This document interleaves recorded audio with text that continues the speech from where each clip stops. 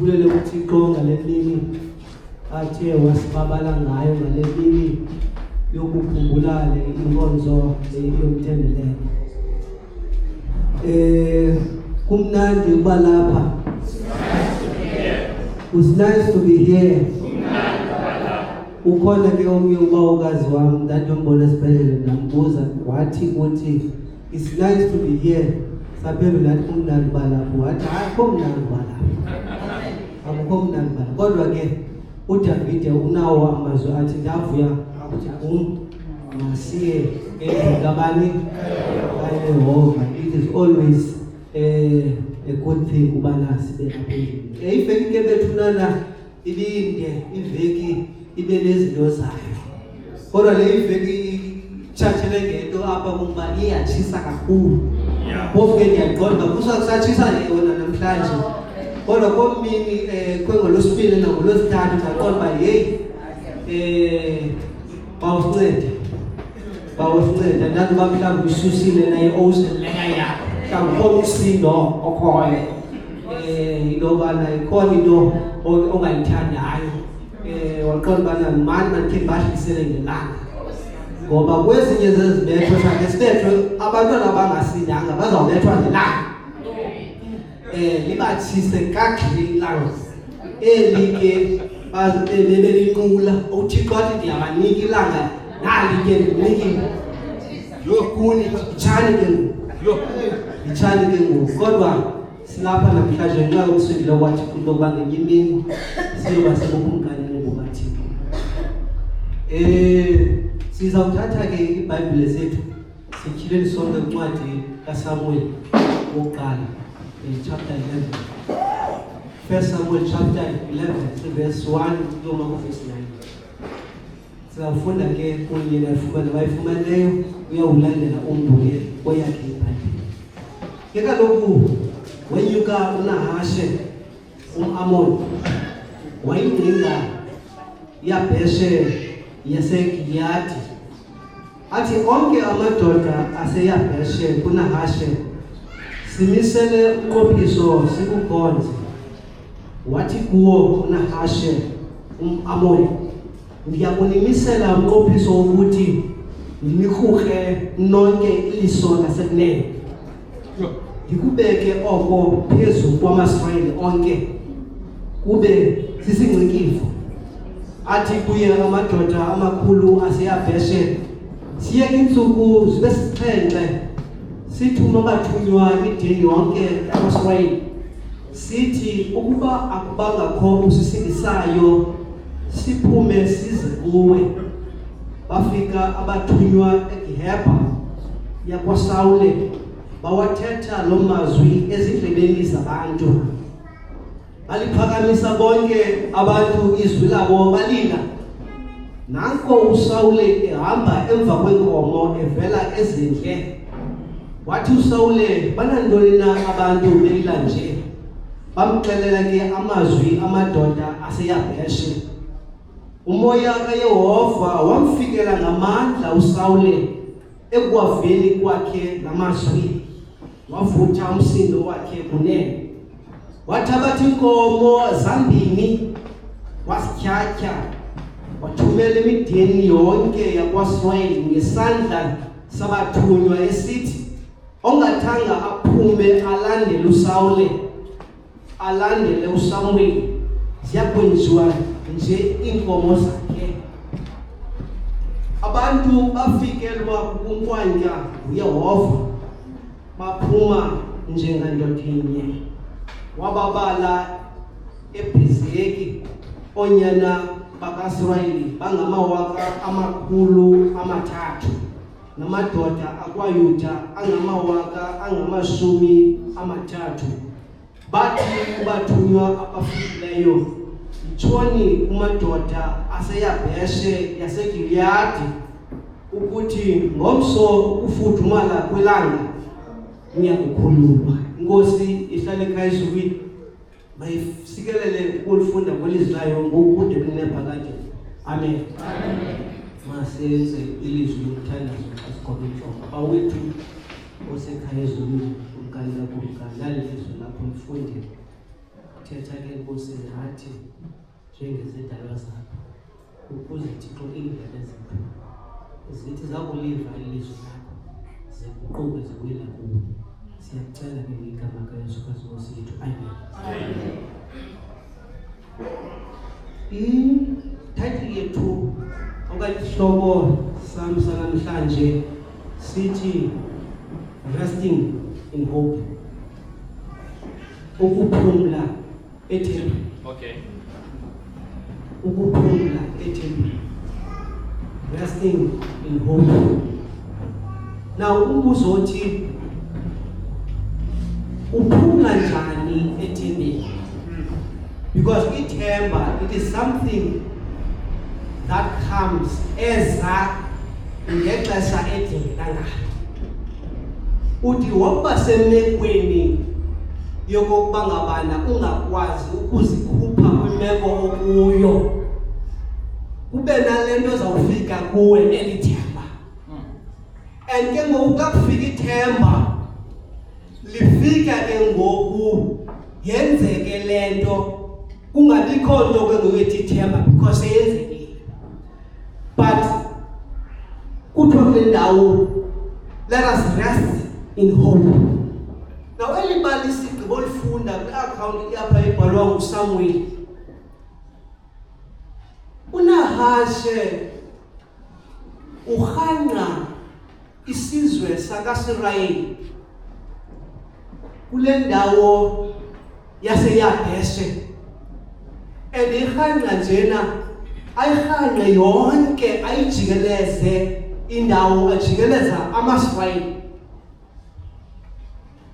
Khumbula ke uNahashe akahlaseli Isirayeli ngqo, but xa ehlasela usebenzisa istrategy senoba ngabana makawarhale onke. And xa uhlasela ke ithetha into kokuba ngabana indawo amaSirayeli le ami kuyo is the safest place, yindawo ekhuselekileyo. In other words, uNahashe akakwazi ukuthatha umkhosi wakhe awuhlasele straight ngqo kumazibuko akwaSirayeli, but ubona into yokubana makasebenzise istrategy enoba ngabana makasurrounde the whole nation of Israel. Now sithi kuthi kokufika ke udaba bantwana bakaThixo uIsrayeli panics apanike athi kuNahashe, Nahashe please sincede ke okoba senze umnqophisi covenant into yokuba ngabana thina sawunikezela ngoku wena sikukhonza. Na uNahashe uthi xa ethathayo uthi mamelani ke into endizawuyenza elowo nalo indoda nganye zayikhupha imehlo lasekunene. And that ibonisa isingcikivo kuIsrayeli wonke. Ngamanye amagama ke wayethatha ngolu hlobo nje kuba uIsrayeli kanye ngexesha lemfazwe yakudala indoda iphatha ikhaka kwecala lase-left, iphatha ikrele kwecala. Ngamanye amagama iyakhusela ngapha icala ebona ngalo lecala lase-right. Anandibasihamba sonke na. So your shield will be on your left eye, and then i-eye yase-right lecala ubona ngalo. But uthi ke ngoku uNahashe, I'm going to take into abangabana ngizowuni-victimizer ukwenza uba ningabi sabona nivincikive ngaloo nto elowo nalowo ndimkhuphe indoda iliso lase-right. Now uIsrayeli panics ke uthi please kasinike nje just for 7 days. Okay. Isinike iveki uba ngabana sithe uncedo wasalufumana okanye akho mntu uye wolula isandla kuthi then sawunikezela kuwe. Now lithi mali ngexesha ukumkani uSawule uthi akubona bona amadoda yakwaSirayeli ngexesha uphume ezindlebe uyakwalusa ubuza ubana alilelani lamadoda. Uthi xa uyiva ingxelo yoba uNahashe uyisurroundile inkampu yakwaSirayeli.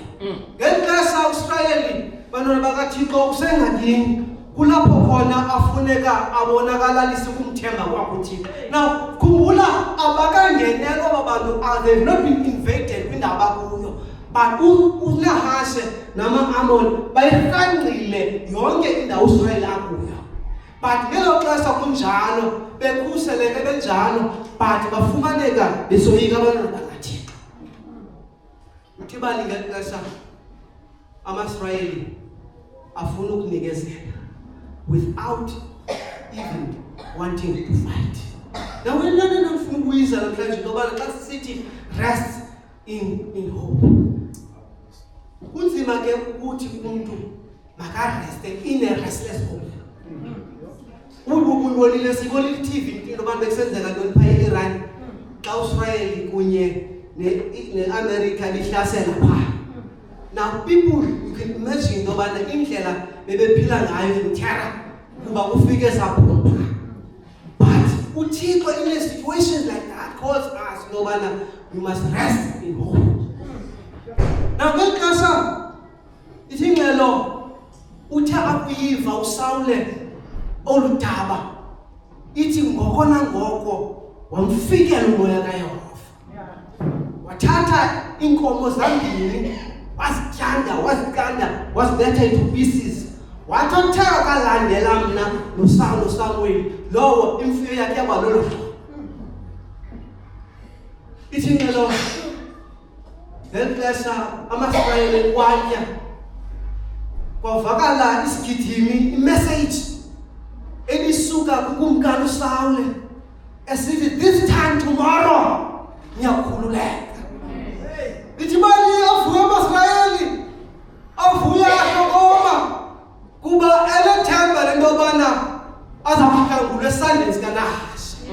Ngifuna ukubona abantwana bakaThixo ngobona uncedo likafiki but the word has came intobana give over this time the rescue will come. Ngamanye amagama ithemba lifika lezinto ebomini bethu. Alifiki ithemba liguqula imeko yobomi bethu. But ithemba litshintsha wena kule meko ukuyo. Ithemba esinalo abantwana bakaThixo lilo. Athi uPaul kathatha linqabile. Linjenge-angile yomphefumlo. Therefore ithemba yona itshintsha ubomi bethu, yotshintsha imeko zobomi bethu. Liguqula thina phakathi kwezobomi. Ithemba sithetha ngalo ke namhlanje. Ithemba elithi noba sasele sinxunguphele but litshintshe lo meko yokunxunguphalo lwethu lwenza uvuka. This is what has happened bantwana bakaThixo.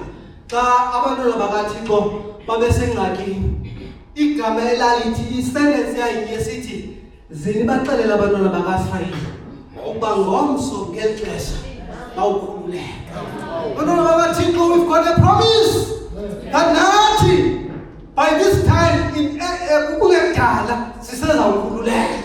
Every sense intobana Lord ithemba lethu malisilokove sibe nethemba noxa singayiboni into eshukumayo intoba ingathi imeko zethu zingaguquka. Imeko zethu zingaguquka. Ithi ke bali ngexesha abantwana bakaThixo uIsrayeli wavuya. Zothetha ke namhlanje that we need to rest in hope namhlanje. I don't know imeko esijongene nayo wena as an individual, but I know that our hope esinayo can change you. Ube unomuntu ozawukwazi into okubana ubonakale phakathi kwabanye abantu. Bathi nxa nabanye abantu yobana wenza njani na wena. Yona nto xa thatha uIsaya unaxa thetha athi nasemilanjeni ayisayi kuyintwinisela. Nakumelanga yakhe emililo ayisayi kunitshisa. Kuba sihlele ethembeni bantwana bakaThixo. Sihlele ethembeni. Yazi umuntu onethemba umuntu onento ethi noxa ndingenanto ndiyibonayo endiphetheyo kodwa ndiyayazi ubana tomorrow things will change. The fact that siyazi lokubana our situation is not permanent, but Lord isenza into okokuba ngabani even in our calamities sijonge kwikamva ngendlela epositive. Ngendlela epositive. uNahashe ufuna ukudlalisa ngabantwana bakaThixo. uNahashe is coming and challenging uThixo ngabantwana bakhe ngokubana indoda nganye uzayifuna ewe urhurhe imehlo. Bathi bana xa babona abanye abantu ewe babone lo Thixo kaSirayeli, Thixo ngenamandla, naba behamba bezinyori belelihlo linye. Kodwa ithembiso sithi ngomso nawukhululeka, ngomso nawukhululeka. Kufuneka abantwana bakaThixo ngelizwi elinye, bantwana bakaThixo. Ithemba ke linjalo bantwana bakaThixo, liyasitshintsha, liyasiguqula, lisenza sibe ngabantwana bakaThixo abaze ithemba. Ngifuna ukuthi ke xa ndiqukumbela namhlanje, do not give up. Okay. Do not give up. All right. Sunga unganikezeli. Kwimeko ophila kuyo, do not give up. Uhambo lobuKristu ohamba kulo, do not give up. Abantwana bakaThixo babenikezela, kodwa lafika ixesha lentobana banikwe isithembiso.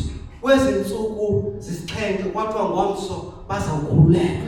Abantwana bakaThixo, yabona ke ikhona iproblem ukuthi unikezele. Ikhona into yokubana ube uyisiwe, ube ubusilwa. Ikhona iproblem ngentoba ngabana unikezele ungeka mzinto namigudu ngale meko kuyo. Ikwezi balonto leyo ke ngoku intobana uthwaleke ngoku ikubeke lonto leyo kwinto obungayifuni wena. Ngamanye amagama urholwe imehlo ungenzanga migudu wena, ungakhange ukhale ufune ncedo. Bayibisa abantwana bakaThixo basezingxakini, but umbuzo wami namhlanje, have you cried out to God? Ingabe ukhe wakhala walila la kuThixo umcelo wokubana akuhlangule kule meko? Ngoba uThixo simkhonzayo uThixo phulaphulayo. Have you cried out namhlanje kwimeko odibana nayo? Maybe finances, okanye maybe noba yintoni na impilo yakho. Have you cried out to Christ namhlanje? Ngoba iproblem yethu asikhali kuThixo, asimbizi kuThixo. Yona esithi ngakhala uYehova wandiphendula. Sakhala kuYehova. Masikhale bantwana bakaThixo kuba uncedo luyeza lusesemnyango. Namhlanje I want to say kuni nakumnye umuntu lapha namhlanje ongenathemba, yolula isandla sakho kuba sikhona isandla sangasentla esiza kuhlangula kuleyo. Ngobana wakwenzile ngexesha likaNahasha, uThixo wathumela uSawule wathi ngomso ngelixesha niyawukhululeka. Indeed nawe uzawukhululeka ngexesha elifaneleyo. Thixo ngalamazwi makasincede sikhuthaze ngoYesu kwethu. Amen. Sizawuye interference ngicela ukuthukusela.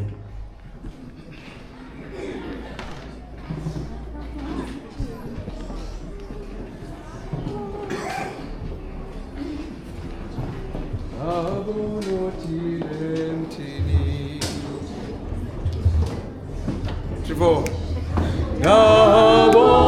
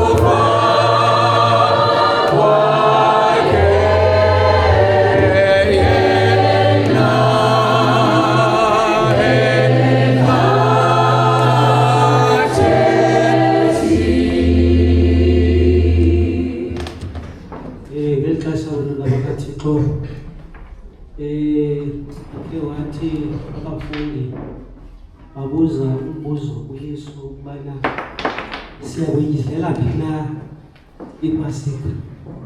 Wathi uYesu zinihambe ke niye kumzi othile nithi kuwo inkosi iyakudlela khona iPasika.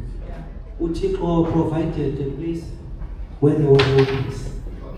Our God is the God of provision. Silapha ke namhlanje, God has provided us with life, with a gift of life. Into yokubana sizoba lapha. Le inkonzo ekhethekileyo uThixo wathi xa eyimisa wathi ndizawunibonisa indlela entsha yokubana nindikhumbule. Ekubeni into yokubana owam umzimba uzawuthi unikelwe kuni negazi lam liphalelele abaninzi. Ngelithuba ke thina sizawuthi ke sifunde ngexesha kaThixo. Kodwa ke phambi koko masibele ilizwi lokuthandaza. Yesu othandekayo, kumkani kakumkani, esisandleni sakho zonke izinto siyacela nganathi xa safunda ilizwi lakho ukuze Nkosi ngalo sifumane iliso. ngoYesu Kristu wethu. Amen. Sityhila ke kuncwadi kaMvangeli uMateyu isahluko 26 indima yamashumi amabini. Matthew 26 verse 26. Babona ukuba bayadla ke uYesu wasithabatha isonka. Wasithabatha isonka wathi akusikelela uqhekeza wanika abafundi wathi thabathani nidle ngumzimba wam lo. Ixesha ke thina apha ngaphambili siza kuqa lungabe ibandla lona labe lithobe injongo ngokuthandaza. Sicele ke ngokucebwe ukuthandaza.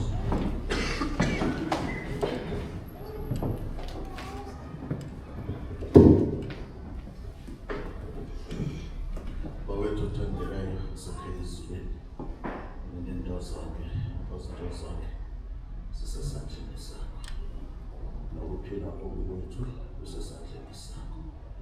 Usame ingcwele sasanje silapha kule ntombazane yakho sibiswa amathandekayo sikule nkonzo yokusondela ngendlela yodwa kuwe msindisi wamathandekayo.